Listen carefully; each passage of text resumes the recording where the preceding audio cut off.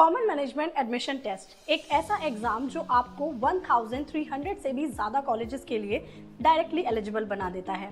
Welcome to Career Choice 360, the gateway to your dream MBA. Every year 75,000 से भी ज़्यादा students cement के लिए रजिस्टर करते हैं एंड सीमेट एग्ज़ाम को प्रिपेयर करते हैं। हम सब जानते हैं सीमेट 2025 की रजिस्ट्रेशन स्टार्ट हो चुकी है। बिना देर लगाए हम एप्लीकेशन प्रोसेस को शुरू करते हैं। जैसे आप एनटीए की वेबसाइट पे जाओगे आपको सामने ही बड़ा बड़ा कॉमन मैनेजमेंट एडमिशन टेस्ट लिखा हुआ दिखेगा। ये वेबसाइट स्पेशली सीमेट रजिस्ट्रेशन के लिए ही है।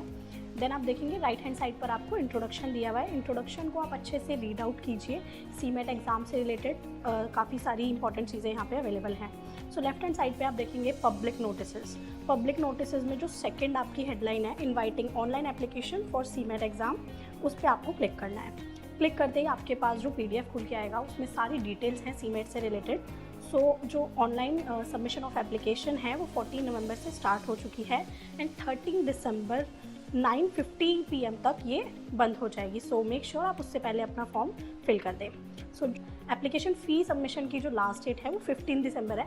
इन केस आप किसी भी सपोज नेट बैंकिंग के इशू से रिलेटेड कैसे भी आप अगर 13 दिसंबर तक अपनी पेमेंट नहीं प्रोसीड कर पाते हैं तो आप उससे 14 दिसंबर को प्रोसीड कर सकते हैं।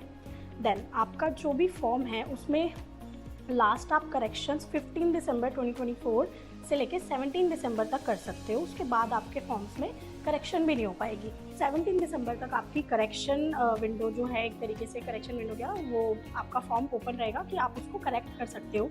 देन उसके बाद आपका रजिस्ट्रेशन फॉर्म लॉक हो जाएगा एंड 17 जनवरी को आपका अनाउंसमेंट होगा कि कौन सी सिटी आपको प्रोवाइड की गई है, एग्ज़ाम सेंटर आपका कहाँ पे पड़ा है। जो भी आपने प्रेफर्ड सिटीज़ डाली होगी उसके अकॉर्डिंग आपको मिल जाएगी। देन आपको 20 जनवरी 2025 को अपने एडमिट कार्ड्स डाउनलोड करने हैं इसी वेबसाइट के थ्रू। देन 25 जनवरी आपका एग्जामिनेशन डेट है। आपका सीमेट 2025 एग्ज़ाम 25 जनवरी को होगा। उससे पहले आप अपनी प्रिपरेशन को बेस्ट तरीके से कर सकते हैं। जो एग्ज़ाम की ड्यूरेशन है वो 180 मिनट्स रहेगी, यानी 3 आवर्स, एंड लैंग्वेज इंग्लिश रहेगी ओनली। उसके नीचे ही आपको वेबसाइट दे रखी है, जिस वेबसाइट के थ्रू आप इस PDF पे आए हैं या ये उसी वेबसाइट का लिंक है। देन हम वापस से इस लिंक पर क्लिक करने के बाद हम वापस से वेबसाइट पे पहुंच जाते हैं। तो वहाँ आपको ग्रीन कलर से लेटेस्ट न्यूज़ के साइड में लिखा दिखेगा क्लिक हेयर टू रजिस्टर और /लॉगिन।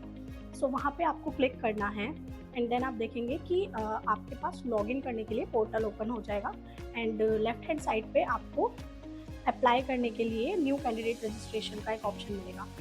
अभी तो आप वेबसाइट पे गए ही हैं, आपका रजिस्ट्रेशन हुआ नहीं है।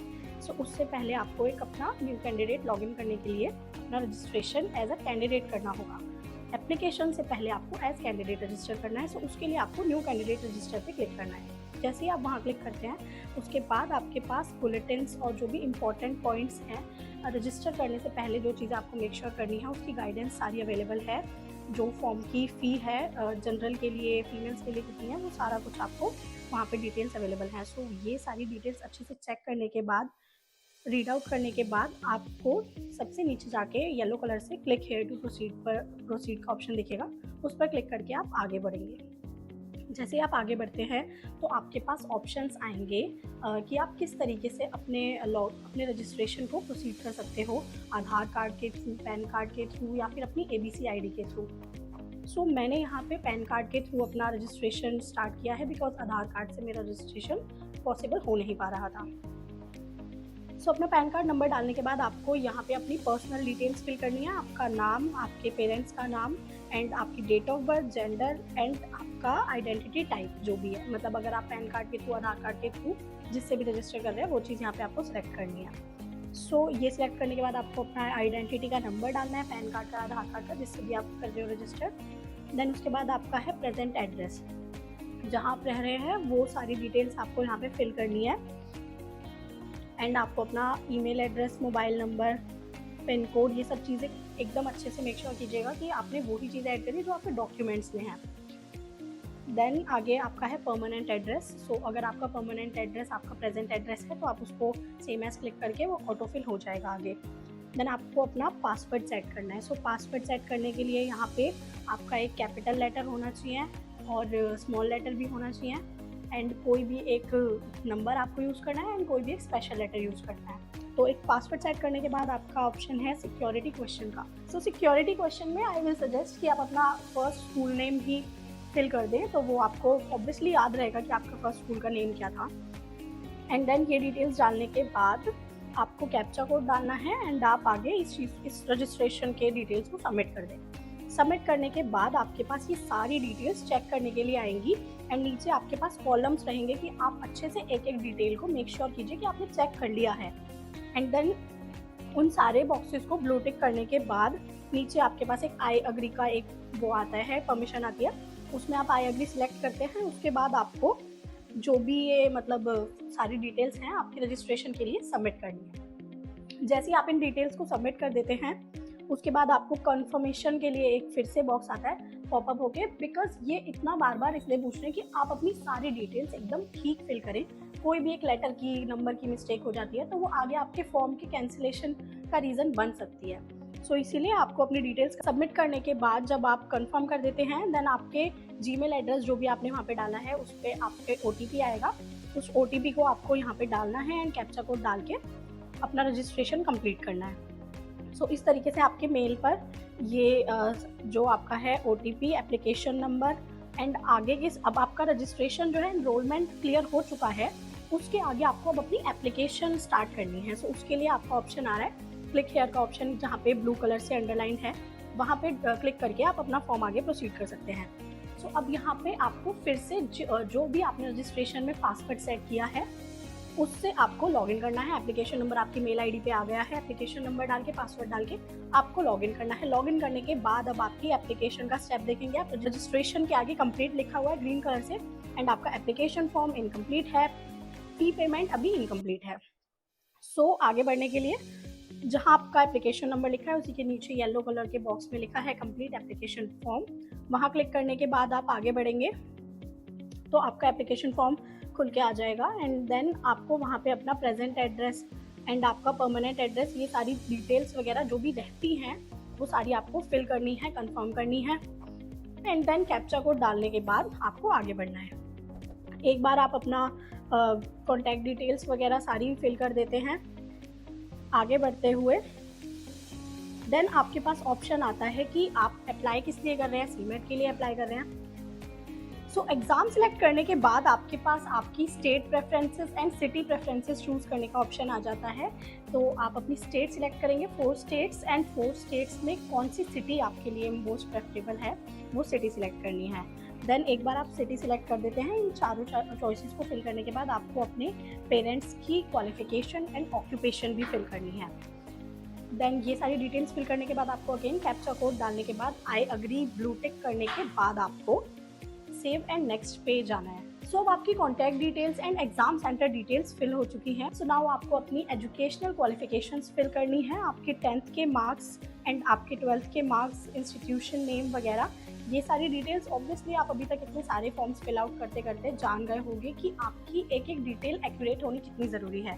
सो ये सारी डिटेल्स फिल करने के बाद आप आगे प्रोसीड करेंगे, जब आई एग्री करने के बाद उसको सेव एंड नेक्स्ट कर देंगे।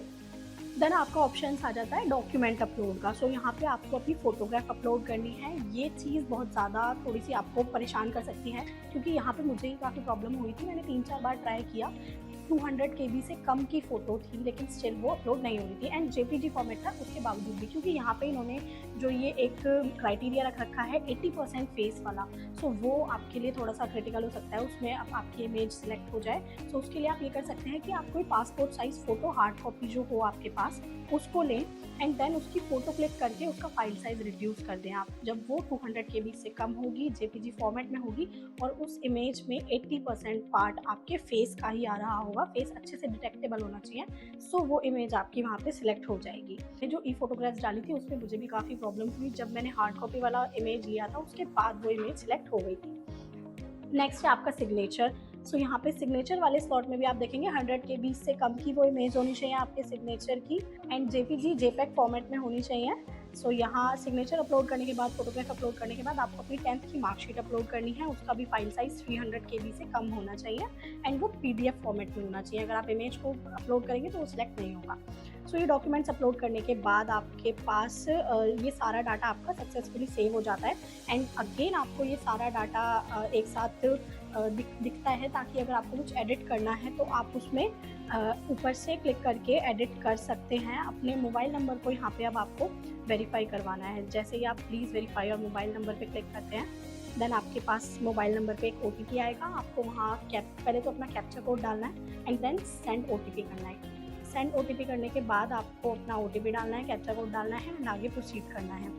सो वहाँ पे आपको एक बार फिर से रिव्यू करने के लिए, फाइनल सबमिशन से पहले आपको रिव्यू करने के लिए सारे चेक बॉक्सेस आ जाते हैं कि आप ये सारी डिटेल्स जो आपके डॉक्यूमेंट्स में होती हैं वो एकदम ठीक भरें। ऐसा ना हो कि आपने कोई भी एक अल्फ़ाबेट की मिस्टेक कर दी है, वो आपके डॉक्यूमेंट्स में कुछ और है, सो वो आपका फॉर्म कैंसिलेशन की तरफ जाती है चीज़। सो आपको फिर से चेक करनी है सारी चीज़ें, आई अग्री पे क्लिक करना है, देन फाइनल सबमिशन करना है। फाइनल सबमिशन के बाद आप देखेंगे कि सिर्फ आपकी फी पेमेंट का स्टेप रह जाता है। सो अब आपकी रजिस्ट्रेशन के आगे कंप्लीट लिखा आ रहा है, एप्लीकेशन फॉर्म के आगे कंप्लीट लिखा आ रहा है, अब आपका फी पेमेंट का स्टेप है। सो पे नाउ पर क्लिक करके आप किसी भी तरीके से नेट बैंकिंग से या फिर डेबिट कार्ड से मोस्टली लोग करते हैं, सो आप अपना पेमेंट प्रोसीड कर सकते हैं।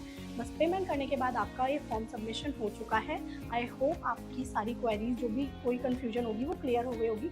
इफ़ आपको अभी भी इस फॉर्म से रिलेटेड या MBA एडमिशन से रिलेटेड कोई भी सजेशन, कोई भी क्वेरी चाहिए, आप कमेंट करके हमें ज़रूर बताएं एंड सब्सक्राइब करना बिल्कुल ना भूलें।